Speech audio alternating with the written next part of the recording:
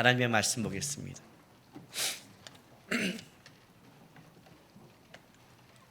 창세기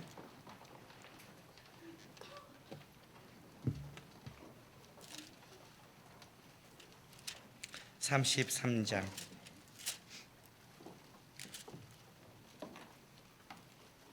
16절부터 34장 7절까지 교독하겠습니다. 하나님의 말씀 창세기 33장 16절부터 34장 7절까지입니다. 이날에 에서는 세일로 돌아가고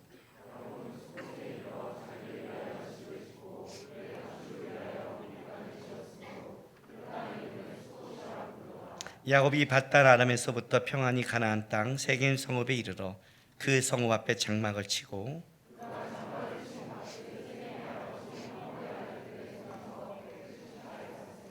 거기에 제단을 쌓고 그 이름을 엘렐로의 이사이라 불렀더라.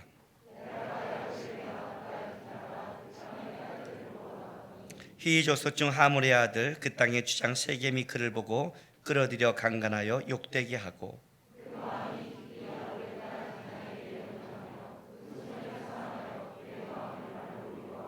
그의 아버지 하몰에게 청하여 이르되 이 소녀를 내 아내로 얻게 하여 주소서 하였더라.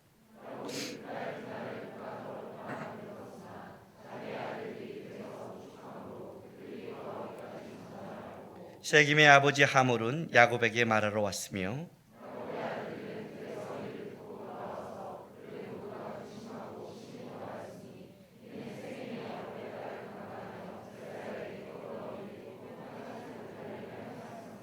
아멘. 창세기 말씀은 아마 우리 성도들이 평생을 살아가면서 제일 많이 읽는 말씀일 겁니다. 또 어떻게 연초에는 한 번 정도는 꼭 읽어오는 말씀들.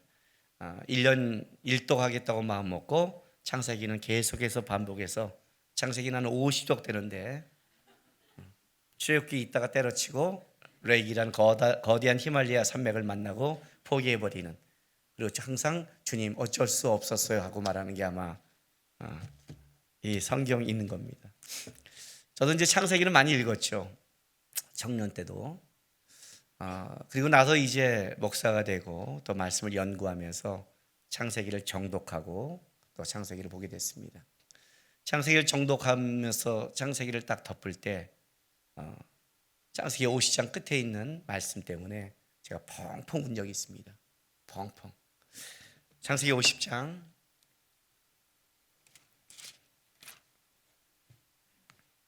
22절부터 26절은 이제 요셉의 생애를 간략하게 정리하면서 써놓은 겁니다. 창세기의 마지막을 끝내는데 거기에 24절에 요셉이 그의 형제들에게 이르되 나는 죽을 것이나 하나님이 당신들을 돌보시고 당신들을 이 땅에서 인도하여 내사 아브라함과 이삭과 야곱에게 맹세하신 땅에 이르게 하시리라. 요 본문을 읽는데 그때 눈물이 펑 나는 거예요. 펑 나는 거예요. 왜냐하면 요셉의 나이 110세입니다. 그리고 그 형제들에게 유언하는 겁니다. 요셉은 그 형제들 중에 그 밑에 막내는 베냐민 하나밖에 없습니다. 가장 나이가 어린 거죠.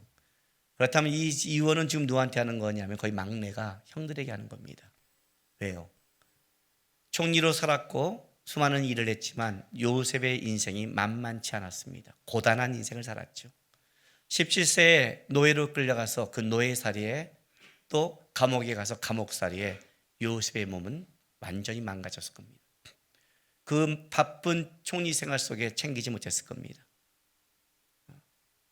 그리고 그가 하나님의 사명을 다하고 죽을 때 그 형제들에게 말할 때 참 고단했겠구나라는 것이 다가왔습니다. 다윗도 그렇게 했죠. 다윗도 70세 침상에서 죽었지만 사실은 사울은 80세에 전쟁터를 누비면서 건강했는데 다윗은 70세에 건강을 잃고 죽었습니다. 10년이나 일찍. 왜? 사울의 그 죽임을 피하기 위해 광야에서 이방인에 돌아다니면서 진짜 고단하게 살았잖아요. 그러니까 그 몸이 망가지는 거예요. 하나님 앞에 아무리 하나님의 영광을 위해 산다 할지라도 우리가 육체의 이 어려움과 삶이 몸에 그대로 배어 있는 겁니다. 이 마지막을 덮는데 참 고단했겠구나 하는 게 가슴이 뻥한 거예요. 펑펑 울고, 또 그거 못지않게 내가 가슴을 먹먹하게 했던 말씀이 뭐였냐면 창세기 47장 말씀입니다. 창세기 47장 8절 9절입니다. 바로가 야곱에게 묻되 내 나이가 얼마냐? 야곱이 바로에게 아뢰되 내 나그네 길의 세월이 130년이니이다. 내 나이가 얼마 못되니 우리 조상의 나그네 길의 연조에 미치지 못하나 험악한 세월을 보냈나이다. 요셉이 살아있음을 알고 그 만나기 위해 또 애굽에 내려갑니다. 바로가 묻습니다. 나이가 어떻게 되냐? 내 나이 130대입니다. 조상들의 연수에는 미치지 못하지만 험악한 세월을 살았습니다 라고 말합니다. 나그네의 세월이라는 게 먹먹했습니다. 왜냐하면 내가 청년 때 이 말씀을 볼 때 저도 나그네였거든요. 이사를 50번 정도 하다가 숫자를 끊었습니다. 그러고도 수없이 했으니까 60번이 넘은 것 같습니다. 저는 내 나이보다 이사를 많이 했죠. 앞으로 또 이사해야 할 것 같습니다. 이사를 많이 하면서 그 나그네가 뭔지를 조금 깨달았는데 야곱은 참 나에게 있어서는 그걸 느끼게 합니다. 베델에서 돌베개를 베고 자면서 하나님의 은혜를 체험했고, 그리고 그 인생이 참 어렵고 힘들게 살아갔습니다. 자기 인생을 돌아보면서 나그네의 세월이라고 합니다. 저도 돌베개를 베고 자는 게 뭔지를 압니다. 짐이 쫓겨나서 밖에 천막 텐트를 치고 길가에서 짐을 지키며 자본 적이 있기 때문에 그렇습니다. 참 먹먹하죠. 이런 인생을 살면, 하나님을 닮아가는 인생을 산다는 것은 참 쉬운 게 아닙니다. 그럼에도 성경의 인물을 볼 때 제가 가장 좋아하는 사람이 누구냐고 본다면 저는 야곱을 듭니다. 가장 본받는 사람이 누구냐 그러면 절대로 없다고 그럽니다. 하나님 앞에 본받는다 그러면 그렇게 만들 것 같아서, 존경하냐 그러면 그래 난구가 그렇게 살아날까 봐 겁나서 못합니다. 우리 하나님 가끔 고지식 하잖아요. 벼랑 끝에 쓴 용기 책 보면 꼭 벼랑 끝에 쓰게 하시고, 내려놓은 책 읽으면 꼭 내려놓게 하시고, 아니 좀 은혜를 받고 싶어서 읽었더니 왜 그렇게 하시는지, 꼭 그렇게까지 삶으로 내가 깊게 체험한 게 아니라 그냥 은혜 받으려고 한 거를 꼭 그렇게 고지식하신 걸 보면서 괜히 요나 속에 있다 물에 빠질까 봐 겁나는데, 본받고 싶습니다. 존경만 못하지만 그래도 너가 좋아하냐 그러면 야곱을 택합니다.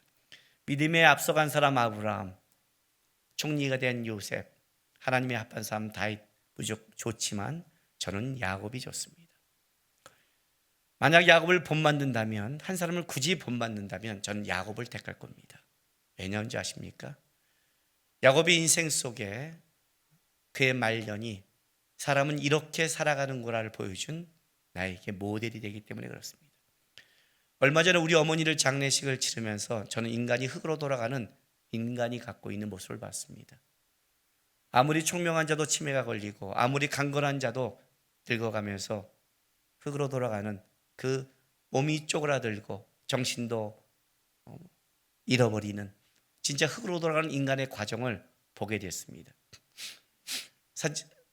세상에 어떤 물건들은 오래 갈수록 빛을 발하는데, 인간은 오래 갈수록 어떤 면에서는 이게 사는 게 맞을까 이렇게 하는 생각을 하게 만듭니다.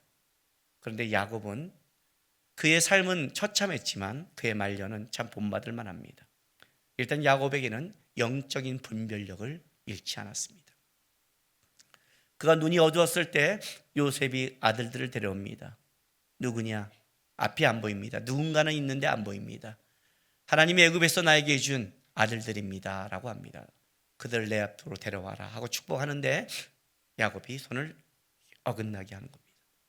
오른손은 장자에게 가는 것을 봅니다. 그 총명하고 그 똑똑하다는 요셉도 놀랍니다. 아버지가 안 보여서 손이 엇나간다고 생각해서 안 돼요 이렇게 말합니다. 그렇게는 아버지. 이게 히브리어 순서입니다. 우리 한글의 성경은 문장으로 했지만 그렇게 문장으로 할 수 없었어요. 너무 급했던 겁니다. 일단 스톱! 안 돼요. 그렇게는. 일단 그걸 막으려고 했습니다. 아버지. 그때 야곱이 이렇게 말합니다. 아들아, 나도 한다. 이삭과 비교한다면 참으로 하나님의 분별력을 가진 자입니다. 하나님의 축복이 야곱에게 있음에도 불구하고 그거를 애수하게 하려다가 가정의 문제를 삼은 마지막에 영적인 분별력을 잃어버린 이삭과 비교한다면 야곱이야말로 참으로 분별력 있는 자였습니다. 그래서 전 야곱이 좋습니다. 나이가 들어도 그 영적인 통찰력을 가지고 있는 그 모습이 좋습니다. 두 번째, 제가 야곱이 좋은 것은 그가 마지막에 한 축복입니다. 성경에 이렇게 많은 축복을 하는 사람은 없습니다. 창세기의 마무리를 야곱의 축복으로 남는 것은 굉장한 겁니다. 나이가 들어 그 후손들에게 축복을, 영적인 축복을 하고 갈 수 있는 자라면 이 사람이야말로 진짜 영적 사람 아니겠습니까? 실수도 하고 문제도 있었고 그 삶에 수많은 반복도 있지만 잘못도 있었지만 그리고 어떤 때는 약탈자처럼 살았지만 그의 마무리가 영적인 눈으로 영적인 것을 축복하고 갈 수 있는 사람이라면 이 사람이야말로 참 본받을 만하다고 생각합니다.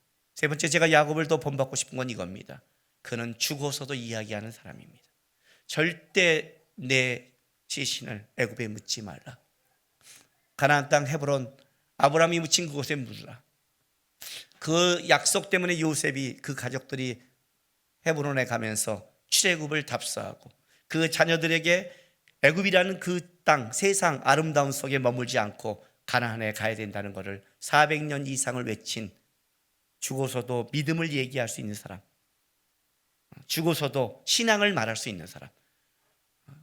우리의 나라에서 빨리 순교하신 주기철 목사님이나 손정한 목사님 같은 분들도 지금 죽어서 신앙을 얘기하잖아요. 얼마큼 오래 사냐가 아니라 그의 죽음이 뭘 말하고 있는가. 야곱이야말로 영적 분별력과 축복을 할 수 있는 통로와 그리고 믿음이 뭔가를 끝까지 얘기할 수 있는 삶입니다. 그래서 전 야곱이 좋은 겁니다. 야곱이. 그 야곱의 인생은 147년을 삽니다. 야곱의 말처럼 그는 그의 부여자보다 선조보다 짧은 인생을 삽니다. 아브라함은 175세를 살고 이삭은 180세를 삽니다. 거기에 비하면 야곱은 조금 삽니다. 그 147년의 인생 중에 야곱은 거의 다가 고단한 인생을 살아갑니다. 그 147년 인생 중에 야곱에게 유일하게 평안을 준 시기가 있다면, 평안을 준 10여 년의 시기가 있다면 그것은 오늘 우리가 같이 성경을 읽은 창세기 33장 16절부터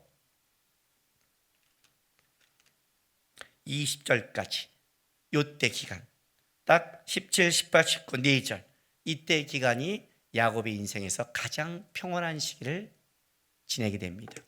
왜냐하면 야곱 인생의 야곱에게 가장 숙제는 누구였냐면 에서라는 존재였습니다. 태어날 때부터 에서와 장자권으로 뱃속부터 싸움이 시작됐습니다. 보통 쌍둥이라 그러면 가장 친합니다. 텔레파시가 통할 정도로 친하다고 우리가 보통 말합니다. 그러나 그 뱃속 쌍둥이가 가장 다른 국민 반대편에서 얼마나 뱃속부터 치열하게 싸웠냐면 리브가가 하나님께 기도해서 도대체 내 배 안에서 뭐가 벌어진 겁니까? 라고 물을 만큼 전쟁이 벌어진 겁니다. 태어날 때 발목을 잡고 치열하게 싸우고 밧다람으로 떠날 때 야곱의 나이가 70세가 넘습니다. 그 70년을 결혼하지 않고 장자권을 가지려고 팥죽을 써가면서 에서와 그렇게 치열한 인생을 살아간 자가 야곱입니다. 장자권을 가졌지만 어떻게 됩니까, 여러분? 밧다람에 가서 라반이를 만나 장인에게 사기당하고 어쩌다가 아내가 넷되고 아이들 문제로 진짜 평온할 날이 없이 살아갔습니다. 장인 집을 떠나는 것도 장인 모르게 도망가다가 3일 길을 도망쳤는데 7일 길 장인이 죽이려고 쫓아옵니다. 하나님이 막아서 겨우 삽니다. 이때까지 야곱의 인생은 끔찍했습니다. 라반의 문제가 해결됐지만 여전히 뭐가 있냐면 에서의 문제가 남습니다. 하나님이 뒤를 못 따라가게 라반과 증거의 돌무더기를 쌓고 딱 못 돌아가게 막아버립니다. 앞에 에서가 있습니다. 끔찍합니다. 여전히 강합니다. 400명을 데리고 옵니다. 이게 나를 위해 온 건지 나를 죽이러 온 건지조차 모를 만큼 옵니다. 끔찍하게 오는 겁니다. 두려워서 인간적인 잔머리를 다 쓰다가 야복강에서 하나님을 만나고 환도뼈가 맞으면서, 그리고 나서 그가 네 이름은 야곱이 아니라 이스라엘이라는 이름으로 바뀌기 시작합니다. 내 이름이 뭐냐? 야곱입니다. 약탈자입니다. 그렇게 살지 마라. 하나님이 야곱의 본질을 바꾸고 야곱의 고집을 꺾어버립니다. 이스라엘로 살아라. 이스라엘로 살아라. 본질이 바뀌었습니다. 그리고 이제 나가서 누가 화해하냐면 에서와 화해합니다. 이 에서의 화해는 야곱의 인생의 가장 큰 숙제가 해결되는 겁니다. 그리고 에서는 세일로 떠나고 이제 야곱은 평안을 맞게 되는 겁니다.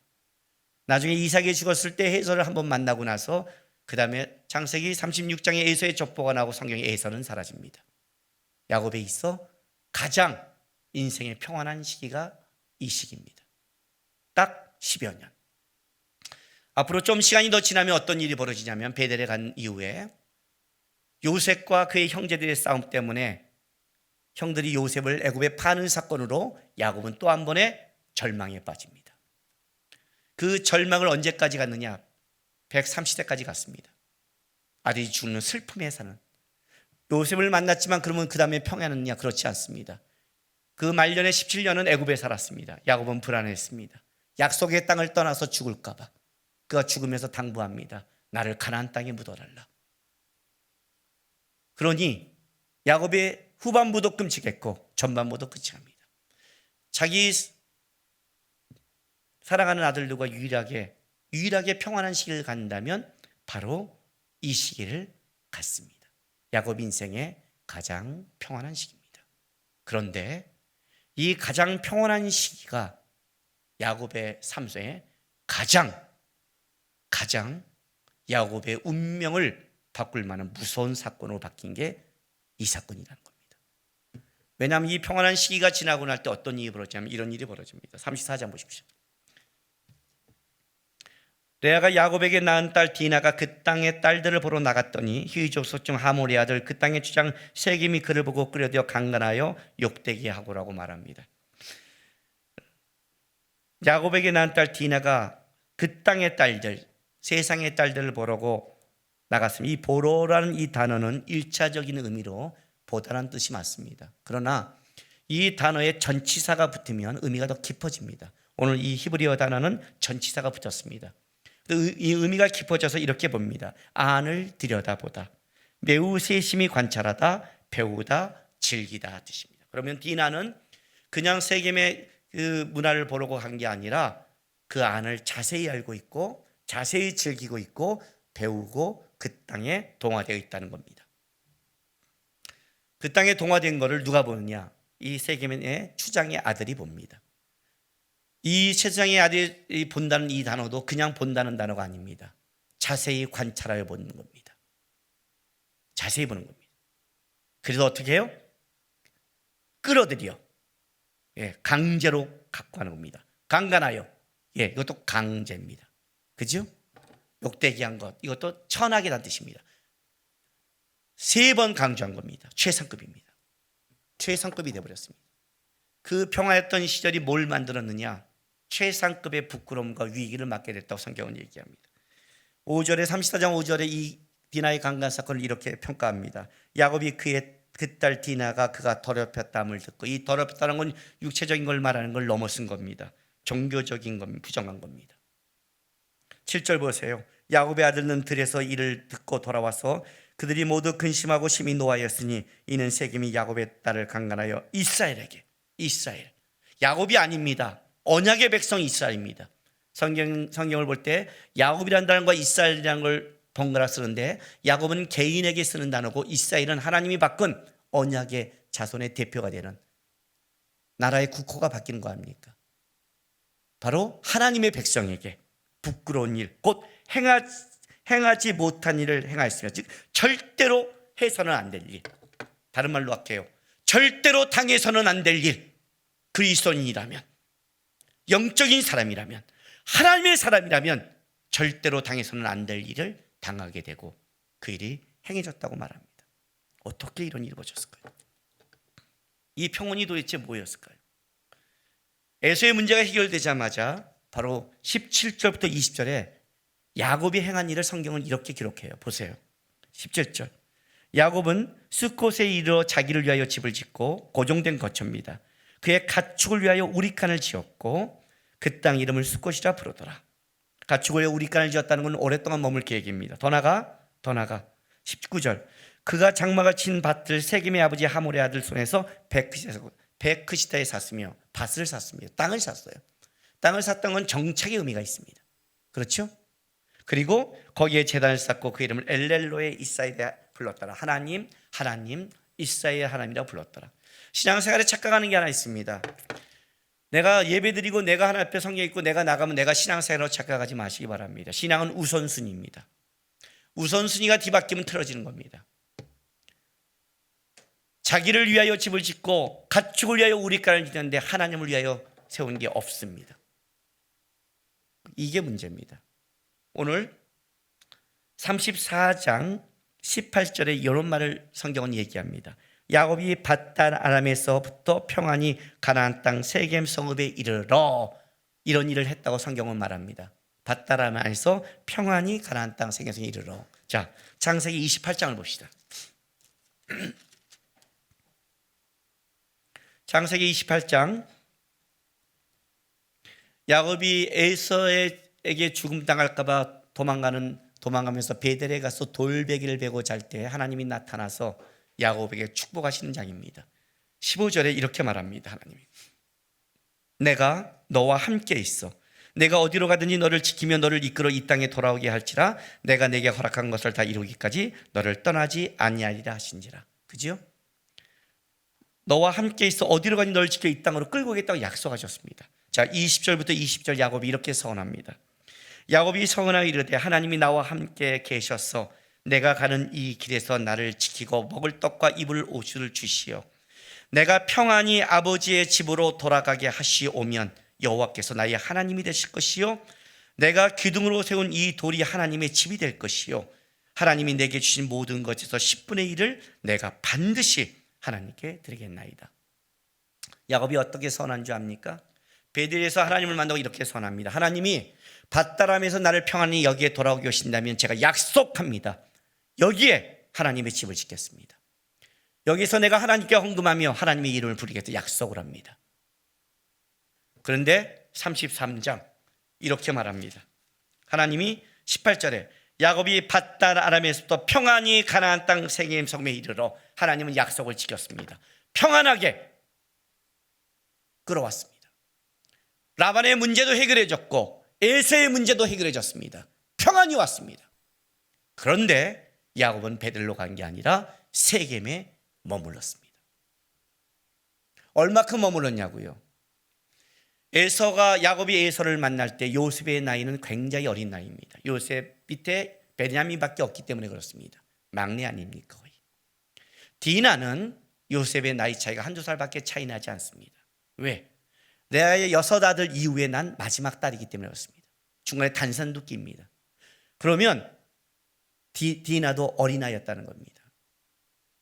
그가 커서 강간당한 게 중요한 게 아니라 나중에 결혼할 나이라는 겁니다. 결혼을 하자는 거는 벌써 결혼할 나이까지 자랐다는 겁니다. 돌아왔는데 세겜에 정착해버린 겁니다. 세겜에 정착한 겁니다. 이 세겜에 정착해서 만든 게 뭐냐? 그의 자녀들이 세상에 물들어 버리기 시작했습니다. 디나는 세상을 즐기는 사람이 됐습니다. 나중에 이 세겜의 아들이 디나를 강간한 이걸 보고 야곱의 아들들이 어떻게 한 줄 아십니까? 복수를 하는데 아주 잔인하게 복수합니다. 복수 그냥 하지 않습니다. 우리랑 결혼하려면 할례를 행해야 된다 하고 할례하고 3일 할례한 다음에 3일이 가장 힘들 때입니다. 왜냐하면 그 당시에 할례는 부싯돌로 하는 거니까요. 굉장히 힘듭니다. 그때 가서 남자들을 다 죽여버립니다. 잔혹하게 죽입니다. 하나님의 언약의 상징을 이용합니다. 하나님마저 이용하는 자식들입니다. 무섭지 않아요? 여러분, 하나님을 이용하는 자는 모든지를 이용할 수 있는 자입니다.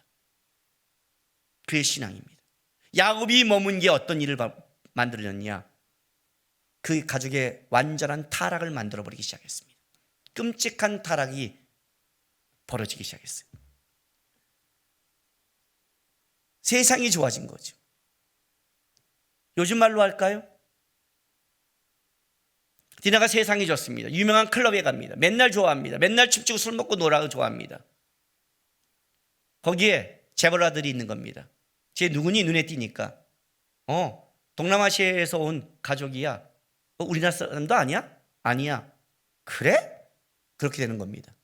왜냐하면 야곱은 가나안 족속이 아니니까.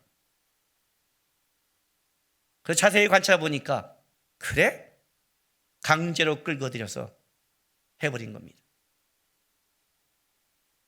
그 사건이 벌어진 거예요. 그리스도인은 세상에 동화될 수 없습니다. 여러분이 세상의 친구라고 말하고 세상이 좋다 해도 세상은 여러분들을 그렇게 보지 않습니다.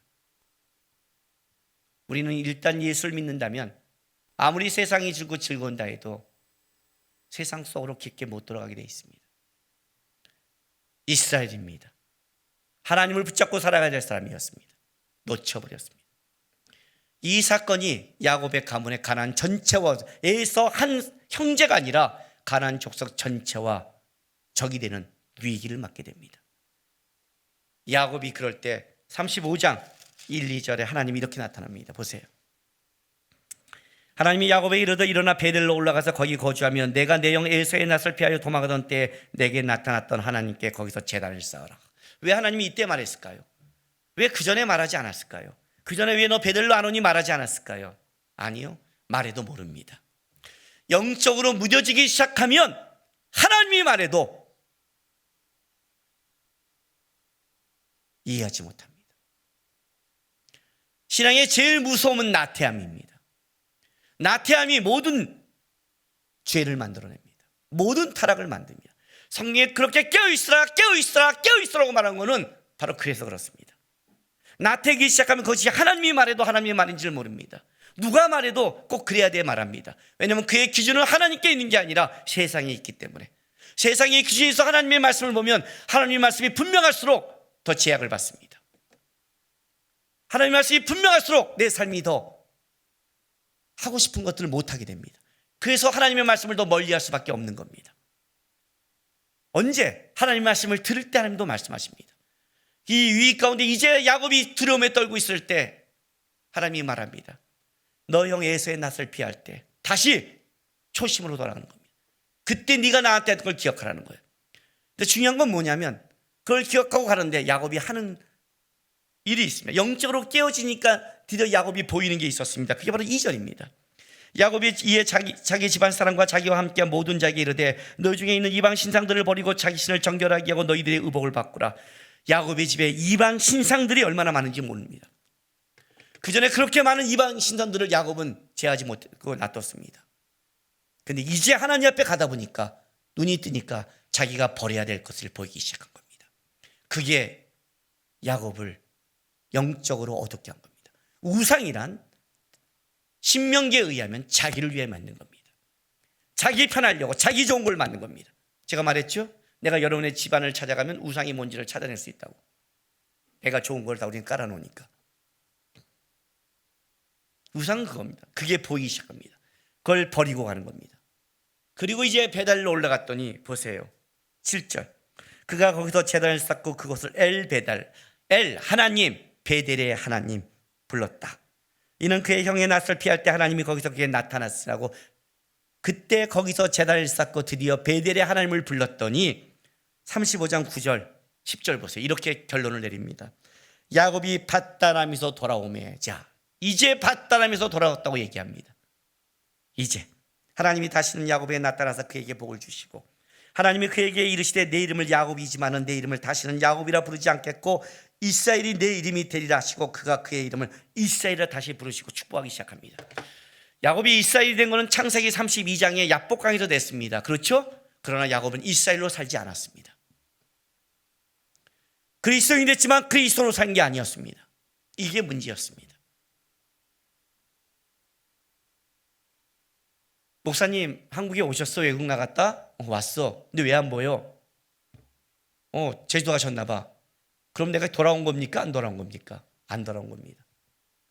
남편이 출장 갔다가 집에 안 들어옵니다. 돌아온 겁니까? 안 돌아온 겁니까? 안 돌아온 겁니다. 가나안 땅에 들어왔다고 돌아온 게 아니라 하나님이 약속한 장소 베델까지 와야 돌아온 거였습니다. 베델에 와서 드디어 베델에서 그 약속한 대로 여기에 기둥을 쌓고 하나님의 이름을 불렀더니 하나님이 이렇게 말씀하는 겁니다. 밧다람에서 돌아오매 너 이름이 야곱이라면 야곱이라고 부르지 마라. 너는 이스라엘이다. 이스라엘이다. 그리스도인이다. 이해가 되세요? 오늘 제가 성경 이 본문 제목을 말씀 제목을 정할 때 사람들이 와서 깜짝 놀라고 이렇게 말했습니다. 1부 설교와 2부 설교가 달라요 물었습니다. 1부 설교 제목은 내 삶의 존재 이유, 2부는 무엇을 위해 사는가입니다. 본문은 똑같습니다. 어저께 이 두 가지 제목을 놓고 어느 걸 할까 고민하다가 그래 1부는 순한 거 하자. 내 삶의 존재 이유. 2부는 무엇을 위해 사는가 하자. 왜? 죽여버리자 2부를. 자, 묻습니다. 여러분은 무엇을 위해 사십니까? 삶의 존재 이유가 뭡니까? 세상 사람과 예수를 믿는 사람은 삶의 존재 이유가 달라야 되고 삶을 살아가는 인생의 목적도 달라야 됩니다. 뭘 위해 살아가십니까? 일주일 전에 저희 어머니가 돌아가셨습니다. 우크라이나에 갔다 와서 어머니를 찾아뵈려고 수요일에 갔습니다. 처음에는 저를 못 알아봤습니다. 우크라이나 갔다 온 지 한 3주 만에 봐서 그런지 어머니 남국이에요. 목사 아들. 그랬더니 알아보기 시작했습니다. 그러더니 이렇게 말합니다. 아이고 참 이쁘다. 참 잘생겼다. 우리 아들 참 이쁘다 그럽니다. 그런 표정 짓지 마십시오. 엄마가 자녀에게 하는 말이니까. 그러더니 그날따라는 힘이 없는데 손을 이렇게 들기 시작합니다. 처음입니다. 놔뒀더니 배랑 내 뺨을 계속 만집니다. 이렇게 우리 아들 이쁘네. 우리 아들 이쁘네. 어머니 좋으세요? 좋지. 참 좋지. 우리 아들 참 이쁘다 그래요. 그리고 6월 6일 날 우리 큰형님이 어머님 보고 6월 6일 날 저녁 때 셋째가 봤습니다. 막내는 제가 우크라이나에 갔을 때 어머니 왔다 갔다 많이 봤기 때문에 자식을 다 보고 6월 7일 아침에 잠자듯이 하늘 날아가셨습니다. 가시려고 그렇게 하셨나? 가시려고 그렇게 나한테 이쁘다 하셨나? 하셨어요. 우리 아내한테 그랬습니다. 여보, 내가 참 잘 산 것 같아. 왜? 그래도 마지막에 어머니가 아니 부모 4분 전부 다 돌아갈 때 나한테 축복해 줬으니까 4분 다 나한테 축복해 줬거든요. 5년 동안 반대했던 우리 장모님은 그렇게 끔찍하게 반대했던 장모님은 마지막 돌아가기 직전에 저를 만났을 때 이제 인사하고 갈게요 그랬더니 나가는데 제 손을 딱 잡았습니다. 저 하나만 방에 남았습니다. 다 나가고 내 손을 딱 잡고 저를 쳐다보면서 아이고 내 아들 잘 살아라 내 아들 그렇게 축복해 줬습니다. 내 사이가 아니라 내 부모한테 다 칭찬을 받았다면 난 참 그래도 잘 산 것 같아 여보. 그런 것 같아요. 그리고 장례식을 진행했습니다. 아름다운 장례식이었습니다. 끝난 것도 너무 아름답게 잘 마쳤습니다. 나를 아는 사람, 나랑 친한 사람, 나를 위해 기도했던 젊을 때부터 나와 함께 했던 사람들은 와서 나한테 이렇게 얘기했습니다. 드디어 무거운 짐을 벗어버리셨네요 라고. 드디어. 왜냐하면 우리 가족 문제에 수많은 일이 벌어질 때마다 이렇게 말했거든요. 네버 엔딩이야. 돌아가실 때까지 끝나지 않아 그랬습니다. 그러니까 나를 아는 사람은 그렇게 말합니다. 네버 엔딩. 이제 형님 평온한 이제 그냥 두 분이 잘 사시고 평안하게 사시면 되겠군요. 이렇게 말합니다. 저도 우리 아내한테 그랬습니다. 수고했어 여보. 30주년에 하와이 가자. 이렇게 말했습니다. 이제 평온하겠구나. 실제 어머님 장례 끝나고 주일날 밤에 왔을 때 주중에 여행 온 거야지 이것 처리해야지 저것 처리해야지 이런 것들이 다 끝났기 때문에 진짜 머리도 평온해졌습니다. 가정에 우리 모든 무거운 짐들이 어쩌면 세상적으로는 없어졌습니다. 제가 한번 이렇게 말한 적이 있죠. 부모님이 돌아가셔야 평안해야 되는 자녀의 입장을 돌아가신 것이 슬프기만 하지 않는 자녀의 입장을 아는가. 평온해졌습니다. 그리고 월요일이 됐습니다. 연예인 성경 공부가 있고 저녁 때 관찰반이 있습니다. 성경 공부를 했습니다. 요즘은 구약 전체 정리를 해주는데 그때 본문이 창세기 30 우리가 있는 이 3장부터 창세기 35장까지를 정리해 주는 거였습니다. 그리고 오늘 여러분이 읽은 그 본문을 정리해 줬습니다. 그 정리가 끝나고 나서 하나님이 저에게 이렇게 물었습니다. 남구가 짐이 내려졌니? 평온해졌니? 너희 어머니가 너의 짐이니? 내가 너에게 부탁한 것이 짐이 아니니? 내가 너에게 부탁한 사명이 너가 지고 할 짐이지 너희 어머니가 너의 짐이었니? 세상 것이.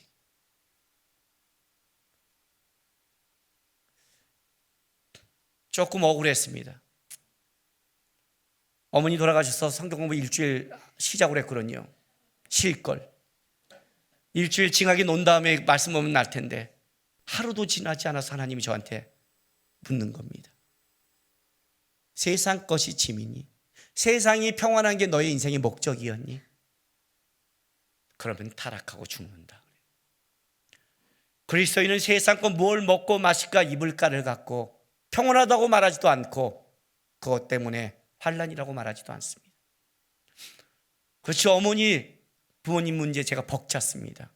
그런데 벅찼는데 그 벅찬 것 감당하라고 하나님이 나에게 축복을 줬고 그 벅찬 것 감당하면서 나는 그리스도인으로 자랐습니다. 하나님을 깊게 알았고 하나님을 붙잡았고 하나님의 사람이 되는 복을 받았습니다. 물질이 평안하고 결혼하고 행복하면 그것이 행복이라고 생각하십니까? 그리스도인이 그걸 행복이라고 생각하십니까? 야곱의 인생의 가장 평안한 10년이 야곱을 병들게 했고 야곱을 망가지게 했습니다. 야곱을 야곱되게 한 것은 뭐냐면 끊임없는 기도와 아픔이었습니다. 그것이 야곱을 깨어있게 했고 누구든지 축복할 수 있는 사람이 됐고 누구든지 위로할 수 있는 끝까지 영적으로 분별력 있게 만들었고 끝까지 본향을 보게 만들었고 끝까지 다른 사람을 이해할 수 있는 인물로 만들기 시작했습니다. 그리스도인은 목적이 다릅니다. 무엇을 위해 사는가? 먹고 마시는 것인가? 그러면 여러분은 그리스도인의 목적을 갖고 있는 게 아닙니다. 그건 우리의 삶의 존재의도 아닙니다. 그러니까 우리는 다 세상 걸로 얘기합니다. 왜 난 이거밖에 안 돼? 이래. 나는 왜 편하지 않아? 왜 저거 하고 싶어? 왜 나는 못해? 이렇게요. 왜 못하냐고요? 삶의 목적이 베델로 가야 되니까. 내가 삶의 목적의 끝에 하나님이 높이고 하나님이 나와 함께한 여기가 내가 살아간 그것이 하나님의 집이요 하나님이 하셨다는 10분의 1 그게 11조예요. 하나님이 하셨습니다를 고백하는 인생을 살아야 되니까. 그래야 되니까.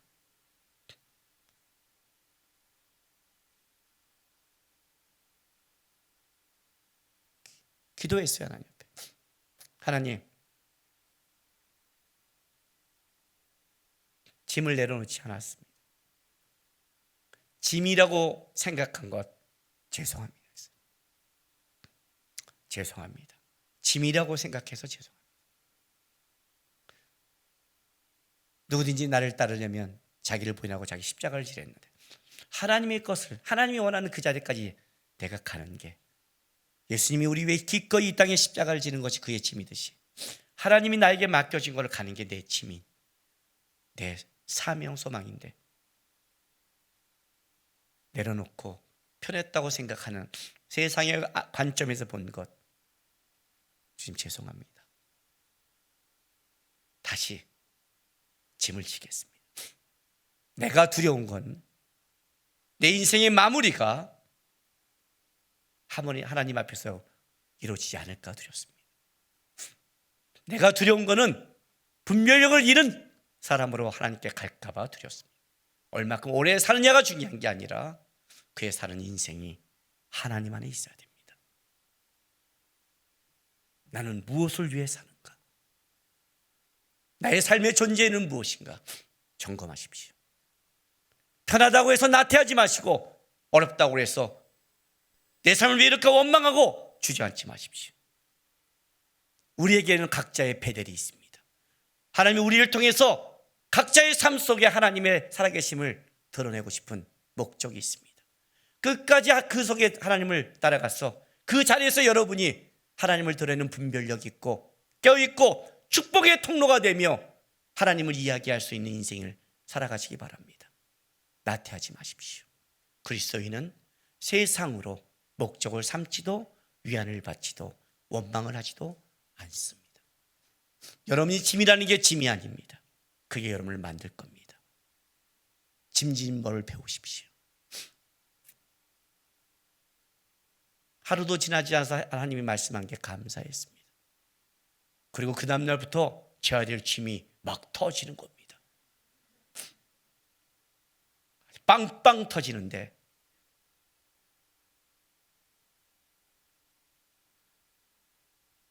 내가 할 일이 있다는 게, 할 일을 주신 게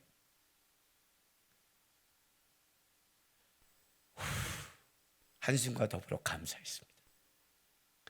할 일을 준다 해도 미친 듯이 마약 먹는지 기쁘지 않습니다. 한숨은 후 나오는데 감사했습니다. 한숨 쉬면서 우리의 주어진 길을 걸어가는 우리 그리스도인 되기를 바랍니다. 기도합시다. 이 시간에 우리 다 같이 좀 다짐의 기도했으면 좋겠습니다. 하나님, 끝까지 한번 가보겠습니다. 내 인생 편하고 잘 되게 했는데도 세상 것으로 나 이제 잘 살아 행복해 나태해지지 않겠습니다. 더 나가겠습니다. 그걸 축복으로. 내가 지금 어렵다 해도 하나님, 그걸 만드신 하나님 기대하면서 걸음을 늦추지 않겠습니다. 벅차지만, 한숨 쉬지만 한 걸음 한 걸음 따라가겠습니다. 내 삶의 모든 흔적이 주님 안에 있겠습니다. 우리 이 시간 다 같이 다짐의 기도하겠습니다. 기도하겠습니다. 거룩하신 아버지 하나님 감사합니다.